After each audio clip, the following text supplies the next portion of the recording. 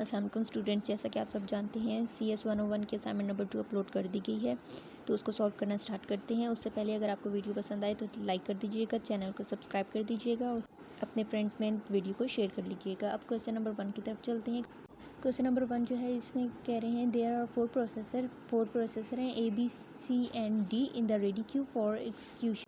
हमारे पास इधर 4 processor given है A B C D, जिनके आगे इन्होंने CPU टाइम भी हमारे पास टोटल टाइम भी गिवन है। तो हम इसके थ्रू आगे रेडी क्यू अपना बनाएंगे और उसके बाद हम लोग उसको आगे सॉल्व भी करेंगे।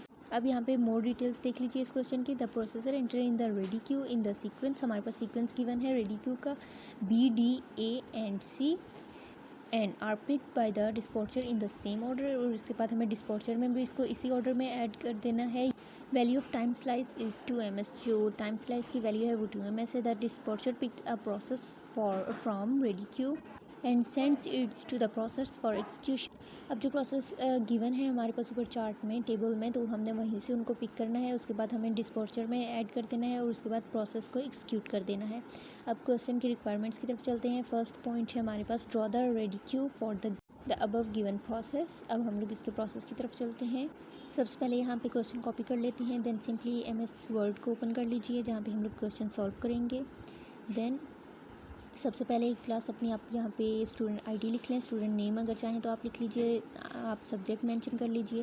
देन जो क्वेश्चन हमने वहाँ से कॉपी किया था वो यहाँ पे पेस्ट कर लीजिए। देन यहाँ पे सॉल्यूशन को मेंशन कर लिया। देन हमें गिवन क्यू ड्रॉ करना है। तो गिवन क्यू ड्रॉ करने के लिए जो हमारे पास इंसर्ट का ऑप्शन आपको ऊपर दिखाई दे रहा है होम टैब के साथ, वहाँ से हमें जाकर शेप से रेक्टेंगल को सिलेक्ट करके रेक्टेंगल ड्रॉ कर लिया।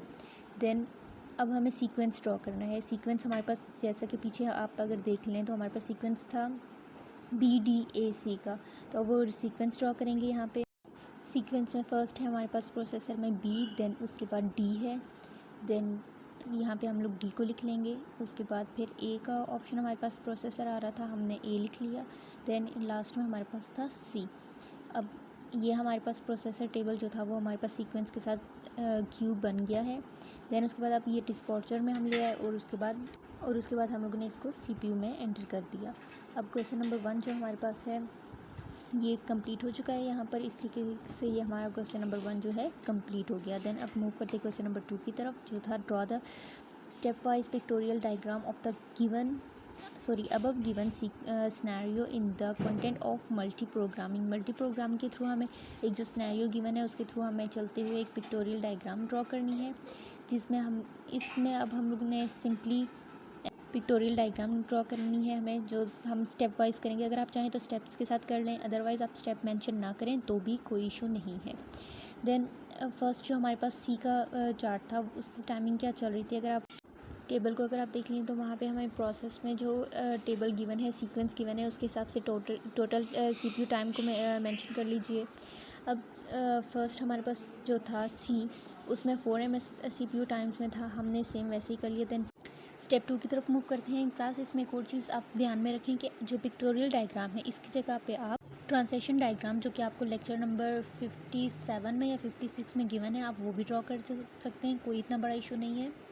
Then one more thing class, यहाँ पे एक और चीज़, जो सीक्वेंस हमें स्टार्ट में क्वेश्चन में बताया गया है उस सीक्वेंस को फाइंड करते हुए, उसी सीक्वेंस को फॉलो करते हुए हम राइट से लेफ़्ट की तरफ हम मूव करेंगे, राइट से लेफ़्ट की तरफ हम नंबर्स को मूव करवाएंगे। ओके, ये चीज़ हमें क्वेश्चन में मेंशन्ड है। और रेडी क्यू में हम सिर्फ प्रोसेस लिखते हैं, सीक्वेंस वाइज ये खुद रन करता है।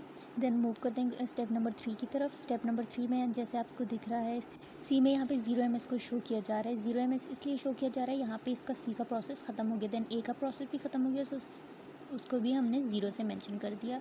देन D का जो है वो 4ms चल रहा है एंड 2ms चल रहा है प्रोसेसर में। देन B में भी सेम ऐसे ही चल रहा है। अब जो चीज़ टर्म हमारे पास ख़त्म हो जाती है उसके लिए हम 0 लिख देते हैं, या फिर हम उसको एंड लिख के शो कर देते हैं कि ये स्टेप जो हमारे पास है ख़त्म हो गया प्रोसेसर यूनिट में। देन स्टेप नंबर 4 देख लीजिए। देन C एंड है, 2 ऑलरेडी एंड है, D जो है वो हमारे पास 2ms है और B जो है वो वापस एंड हो गया है। अब हमारे पास सिर्फ D का टर्म रहती थी, जो कि लास्ट 5th स्टेप में आके वो भी प्रोसेस एक्सिक्यूट करने के बाद वो भी एंड हो गया और हमारे पास सारी टर्म 0 0 आ गई।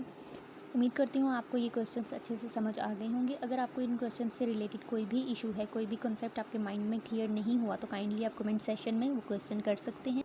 साथ ही साथ आप अपनी सजेशंस का भी इजहार कर सकते हैं। आप और कौन कौन सी वीडियोस देखना चाहते हैं मेंशन कर दीजिएगा। अगर वीडियो पसंद आई हो तो वीडियो को लाइक कर लीजिएगा, चैनल को सब्सक्राइब कर दीजिएगा और अपने फ्रेंड्स के साथ शेयर कर दीजिएगा।